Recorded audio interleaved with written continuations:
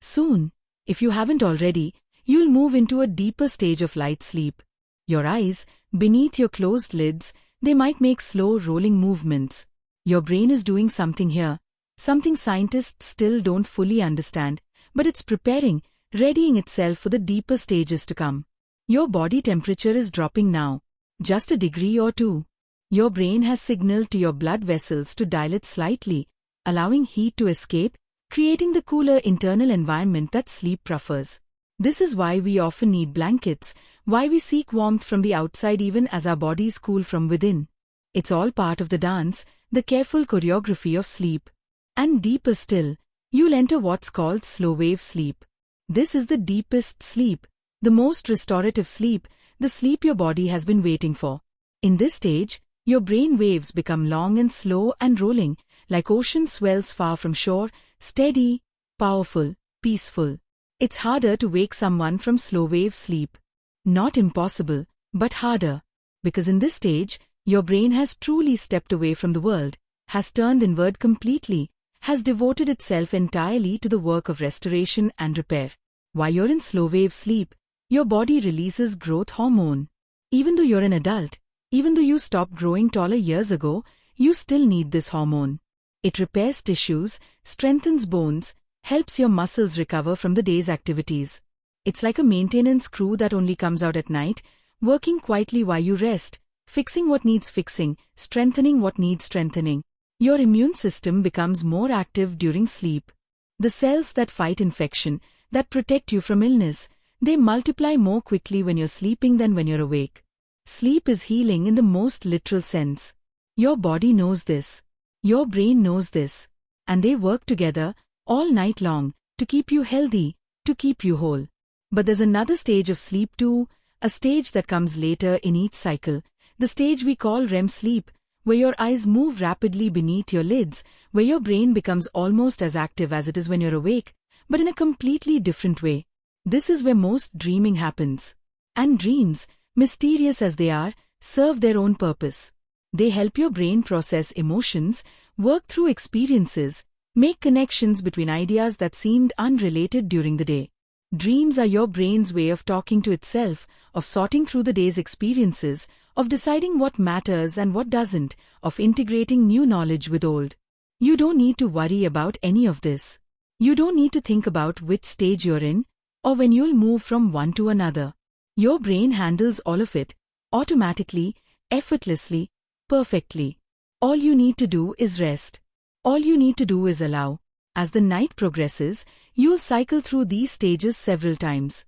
Each cycle lasts about 90 minutes, though you won't be aware of the time passing. Time becomes meaningless in sleep. Hours can feel like minutes, or like no time at all. You simply exist, floating in that space beyond consciousness, held by your own brain's careful attention. The first cycle of the night usually has more slow-wave sleep, more of that deep restorative sleep your body craves. Later cycles have more REM sleep, more dreaming, more emotional processing.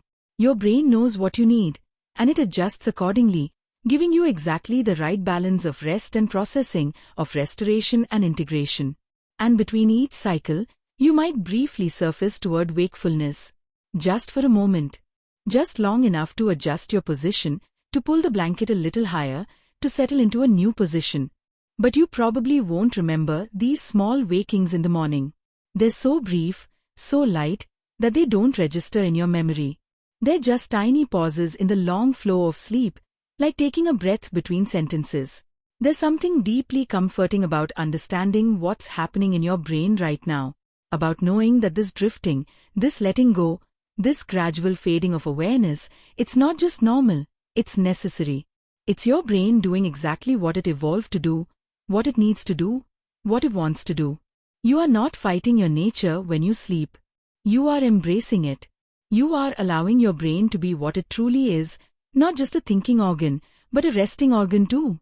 Not just a processor of information, but a regenerator of itself. Sleep is not a luxury. It's not something you do when there's nothing better to do. Sleep is fundamental. Sleep is essential. Sleep is your brain's way of taking care of itself, so it can take care of you. And tonight, right now, you are giving yourself this gift. You are honoring your brain's need for rest. You are participating in your own well-being in the most basic and important way possible. The thoughts that come now, if any thoughts come at all, they're probably strange thoughts, disconnected thoughts, dreamlike thoughts. Your brain is no longer trying to make logical sense. The prefrontal cortex, that part that reasons and plans, it's almost completely quiet now. Other parts of your brain are active, parts that deal with emotions, with memories, with images and sensations, but the thinking part, the planning part, it's resting now. This is why you can't solve problems when you're falling asleep. Why you can't plan tomorrow's tasks. Why logic seems to slip away. It's not a failure. It's a success. It means your brain is doing exactly what it should be doing, letting go of the day's concerns, releasing its grip on control, surrendering to the natural process of sleep. And in that surrender, there's such peace. Your breathing is probably very slow now, very regular. Each breath coming and going without any effort, without any thought. Your heart is beating steadily, calmly, at its resting pace. All of your organs are working in harmony. All of your systems are synchronized. All of you is moving together toward the same goal. Rest, restoration, sleep. You might feel as if you're floating now, or sinking, or both somehow. The physical sensations of your body might be fading, becoming less distinct, less important. You might not be sure anymore where your arms are, or how your legs are positioned. And that's fine. That's more than fine. That's your body letting you know it's safe, it's cared for, it's ready to let go completely. The darkness behind your closed eyes might seem deeper now, softer, more welcoming, like a vast space you could dissolve into, become part of, merge with. And maybe you are already doing that, already dissolving, already merging, already becoming one with sleep itself. There's no separation anymore between you and rest, between consciousness and sleep, between waking and dreaming. You are in the space between, the threshold, the doorway, and you are stepping through, so gently, so naturally, so easily. Your brain has released you now, has given you permission, has opened the gate and invited you through. And you are going, drifting, floating, sinking, rising, all at once, into sleep, into peace, into the deep rest your body and mind have been waiting for.